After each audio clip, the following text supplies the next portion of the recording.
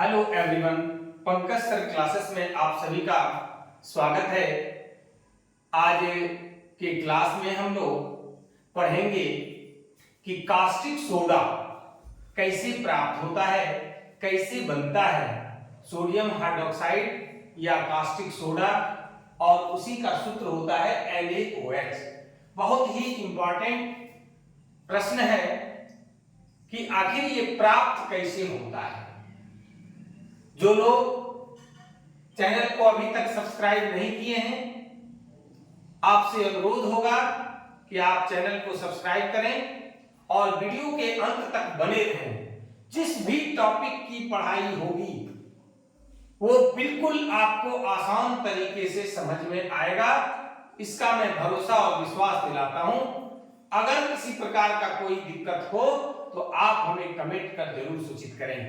आइए टॉपिक पर कि sodium hydroxide, caustic soda, NaOH कैसे प्राप्त होता है। थोड़ा सा ये जो रासायनिक अभिक्रिया जो होती है जिससे हमें कास्टिक पोटास, कास्टिक सोडा या सोडियम हाइड्रोक्साइड प्राप्त होता है, थोड़ा सा टिपिकल है, सीधा सीधी नहीं होता है कि हम कह दिए कि इसकी प्रतिक्रिया इसके साथ कराई जाती है तो ये बनता है, इस तरह से नहीं चलेगा। आइए हम लोग देखें जरा कि सोडियम हाइड्रोक्साइड को क्लोर एल्कली विधि द्वारा क्या है, इस पर चर्चा करेंगे। क्लोर एल्कली विधि द्वारा प्राप्त किया जाता है। हम लोग क्लोर एल्कली पर भी चर्चा करेंगे, जरा सा सब्र कीजिए। अब है आपसे ऑब्जेक्टिव पूछेगा कि कास्टिक सोडा या सोडियम हाइड्रोक्साइड NaOH कौन सी विधि द्वारा प्राप्त की जाती है, तो जवाब आपको देना है क्लोर एल्कली विधि। हम लोगों को बहुत सजग होकर के पढ़ना होगा, बारीकी से पढ़ना होगा। आगे आने वाले कुछ दिनों में हम स्ट्रेटजी का क्लास लेंगे और उसमें बताएंगे कि किस प्रकार से हम लोग को रणनीति बना करके तैयारी करना है। तो आइए, हम लोगों को चूंकि ऑब्जेक्टिव बेस्ड एग्जाम देना है, 50% वस्तुनिष्ठ प्रश्न का सामना करना है, इसलिए बहुत बारीकी से हमें अध्ययन करने की आवश्यकता है। तो क्या हम लोग सीख रहे थे कि सोडियम हाइड्रोक्साइड किस विधि द्वारा प्राप्त किया जाता है, तो आपको जवाब देना है क्लोर एल्कली विधि। क्लोर शब्द है क्लोरीन से आया है, एल्कली मतलब क्षार होता है, ऐसा भस्म जो जल में घुल जाए, जल में विलय उसका हो जाए, वैसे भस्म को क्षार या एल्कली कहते हैं। तो यहां जो विधि है इसमें क्लोरीन भी प्राप्त होता है और एल्कली भी प्राप्त होता है, इसलिए इस विधि को क्लोर एल्कली विधि कहते हैं। आइए आगे कि यह विधि, इस विधि के अंतर्गत क्या किया जाता है जिससे हमें कास्टिक सोडा, सोडियम हाइड्रोक्साइड प्राप्त होता है। आपको कहीं भी कोई परेशानी हो आप जरूर हमें कमेंट करके सूचित करें। आइए कि इस विधि के अंतर्गत सोडियम क्लोराइड के संतृप्त जलीय विलयन का, संतृप्त का मतलब क्या हुआ, यानी जो विलयन है जल और NaCl का, नमक का, वो संतृप्त होना चाहिए, सैचुरेटेड होना चाहिए। कहने का मतलब उस जल में जितनी आवश्यकता है उतनी ही नमक उसमें घुलाया जाए। ज्यादा घुलाइएगा तो अति संतृप्त हो जाएगा, कम घुलाइएगा असंतृप्त हो जाएगा। इसलिए जितनी मात्रा चाहिए उतना ही आप घुलाइए, तो उसको क्या कहते हैं, संतृप्त जलीय विलयन का विद्युत अपघटन किया जाता है। क्या कराया जाता है, वैद्युत अपघटन, इलेक्ट्रोलाइसिस कराया जाता है।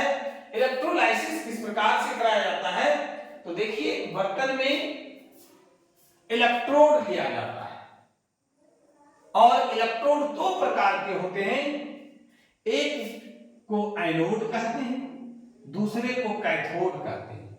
धन ध्रुव वाला को, जिस पर कि धन ध्रुव हो, पॉजिटिवली जो चार्ज होता है उसको एनोड कहते हैं।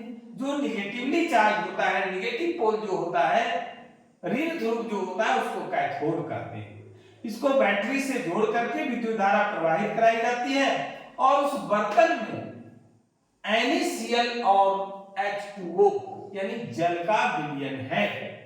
अब इस विलयन में क्या होता है, जनरली हम लोग क्या जानते हैं कि NaCl को जैसे ही जल में आप डालिएगा वो Na+ और Cl- में टूट जाता है, अपघटित हो जाता है, आयोनाइज हो जाता है, आयनीकृत हो जाता है। किसमें किसमें? सोडियम आयन धनायन और क्लोराइड आयन ऋणायन। अब आइए इसके आगे देखिए क्या होता है कि जो है सोडियम क्लोराइड के जलीय विलयन में Na+ तथा Cl- आयन विद्यमान होते हैं, जिसको हमने तोड़ करके भी दिखा दिया।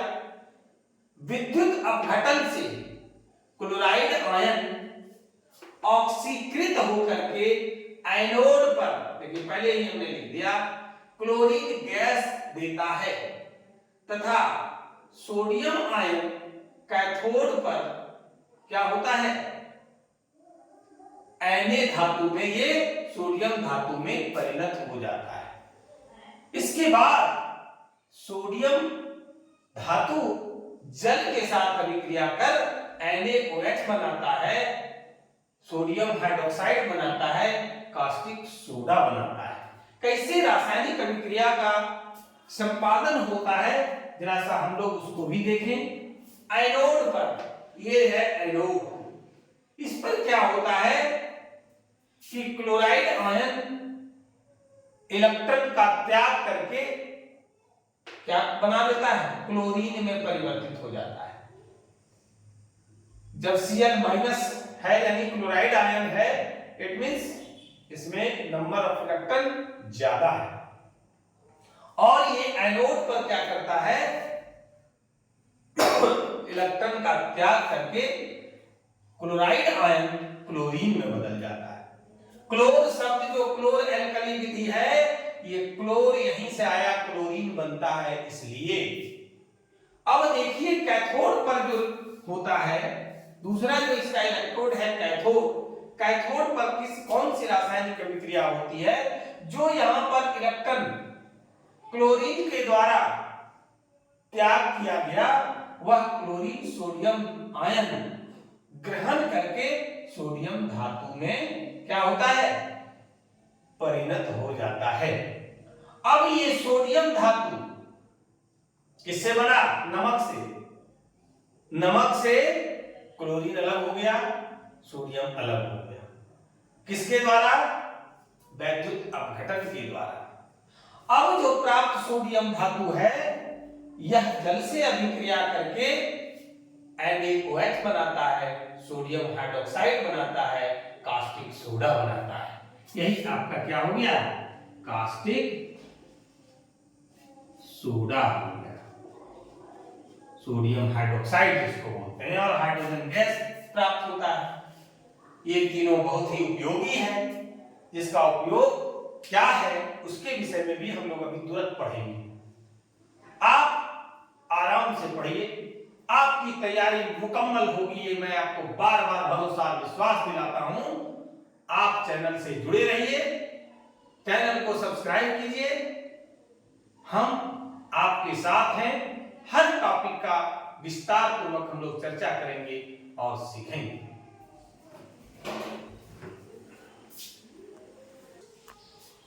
अब हम लोग देखेंगे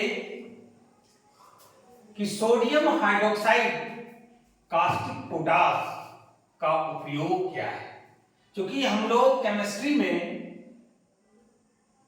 जिस भी यौगिक का अध्ययन करते हैं उसका हमारे दैनिक जीवन में उपयोग है। अगर वो हमारे लिए उपयोगी नहीं रहेगा या नहीं है तो उसका अध्ययन क्यों करेंगे। तो सोडियम हाइड्रोक्साइड एक महत्वपूर्ण यौगिक है, एक महत्वपूर्ण कंपाउंड है जो एल्कली है। नेचर उसका कैसा है? एल्कलाइन है, क्षारीय है। क्योंकि वो क्या होता है कि सोडियम हाइड्रोक्साइड जल में घुलनशील है, इसलिए ये क्षार है, ये एल्कली है। अभी हम लोग पढ़े थे ना, क्लोरो एल्कली विधि द्वारा सोडियम हाइड्रोक्साइड प्राप्त किया जाता है। वहां पे क्लोरीन भी प्राप्त हुआ और एल्कली सोडियम हाइड्रोक्साइड भी प्राप्त हुआ।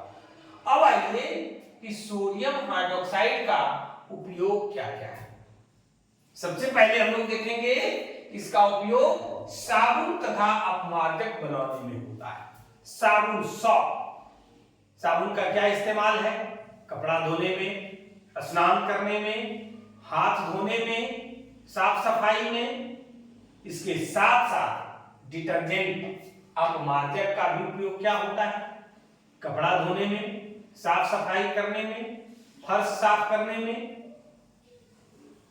तो ये हमारे लिए उपयोगी है। अगर साबुन से हम हाथ नहीं धोएं, कपड़ा नहीं धोएं, नित्य स्नान नहीं करें, तो हम स्वस्थ नहीं रह सकते हैं। इसलिए सोडियम हाइड्रोक्साइड के द्वारा साबुन और अपमार्जक, डिटर्जेंट एंड सॉल्ट प्राप्त होता है, बनाया जाता है। दूसरा है इसका उपयोग कि सोडियम हाइड्रोक्साइड के द्वारा कागज का निर्माण होता है।